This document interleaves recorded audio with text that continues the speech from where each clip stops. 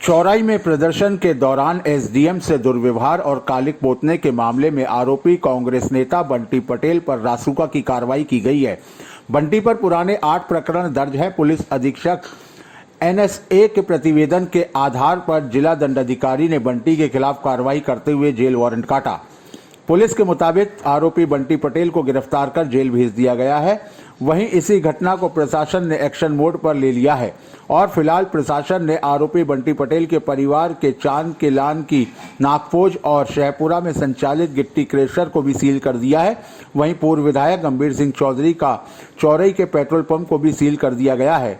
इसी तरह 5 शस्त्र लाइसेंस भी निलंबित किए गए हैं। लगातार प्रशासन कार्रवाई में जुटी है।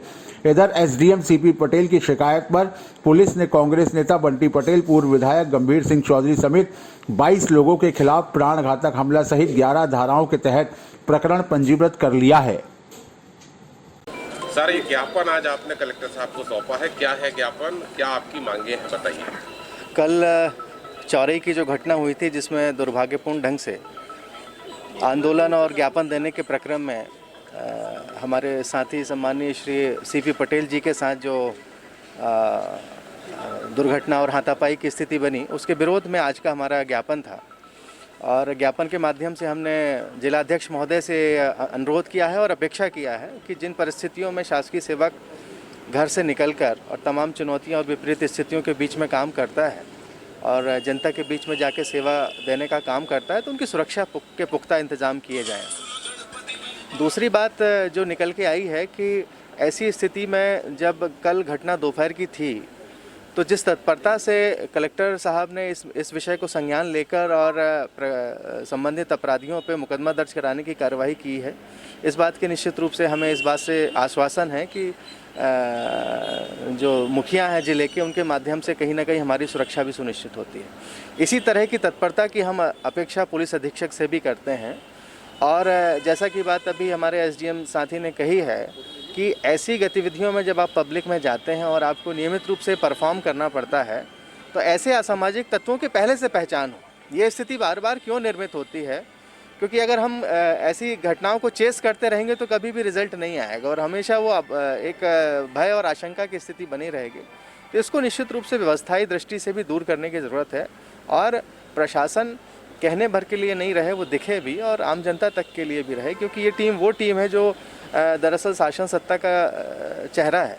और अगर इसी में उस तरीके का कॉन्फिडेंस नहीं आएगा तो निश्चित रूप से जनता के बीच में जाके हम काम नहीं कर पाएंगे। राज्य प्रशासनिक संघ के अलावा और किन किन संघों ने ज्ञापन सौंपा? आज यहाँ पर आप देख रहे हैं कि तमाम राज्य प्रशासकीय सेवा के अलावा भी संयुक्त कर्मचारी अधिकारियों का संयुक्त मोर्चा है, पटवारी तहसीलदार संघ है और राजस्व निरीक्षक संघ भी हैं, लिपिक वर्गीय अधिकारी भी हैं।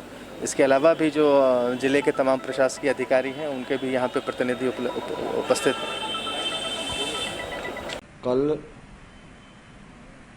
जो नीरज ठाकुर और बंटी पटेल, इसके नेतृत्व में एक कार्यक्रम का आयोजन किया गया था, जो उसकी यात्रा थी, उसके समापन के अवसर पर इसके बाद रैली के रूप में एसडीएम कार्यालय आए। वहाँ पर पर्याप्त पुलिस व्यवस्था लगाई गई थी, बैरिकेड्स लगाए गए थे। जब ज्ञापन देने का वक्त आया तो इसी सुरक्षा घेरे के अंदर एसडीएम खड़े हुए थे, एसडीएम सीपी पटेल, और उसी दौरान जब ज्ञापन देने की बात आई तो एकाएक इसके द्वारा आपराधिक हमला कर उनको ऊपर कालिक पोती गई। तत्काल और पुलिस बल द्वारा उसको नियंत्रित किया गया। बैरिकेडिंग को भी कहीं से ब्रीच नहीं होने दिया गया। कुछ लोगों के द्वारा इसी का फ़ायदा उठाकर पथराव किया गया। वाटर कैनन चलाई गई। पर्याप्त सुरक्षा व्यवस्था प्रदान की गई और भीड़ को तितर बितर किया गया। इसके बंटी पटेल एवं अन्य जो इसके 21 साथी हैं, उनके विरुद्ध एसडीएम चौरई सीपी पटेल के द्वारा शिकायत करने पर धारा 307, 353, 355, 147, 148, 147, 148, 269, 270 भारतीय दंड विधान के अंतर्गत कार्रवाई की गई है, प्रकरण पंजीबद्ध कर किया गया है। इसके अतिरिक्त जो नीरज ठाकुर और बंटी पटेल है उसके आपराधिक रिकॉर्ड को दृष्टिगत रखते हुए और इसके कल की घटना को मद्देनजर रखते हुए पुलिस के द्वारा राष्ट्रीय सुरक्षा अधिनियम के अंतर्गत भी कार्रवाई की गई। तत्काल इसमें संज्ञान लेते हुए जिला दंडाधिकारी के द्वारा उसको निरोधादेश जारी किया गया।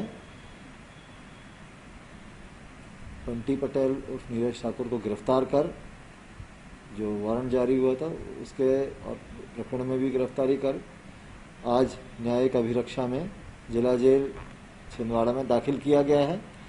अन्य जो नाम आए हैं उनके गिरफ्तारी के प्रयास किए जा रहे हैं। इसके अतिरिक्त जो अज्ञात हैं, जो भीड़ में अज्ञात जिनकी पहचान नहीं हो पाई थी, वीडियोग्राफी के माध्यम से उनकी भी पहचान स्थापित कर उनको भी चिन्हित कर गिरफ्तारी के प्रयास किए जा रहे हैं।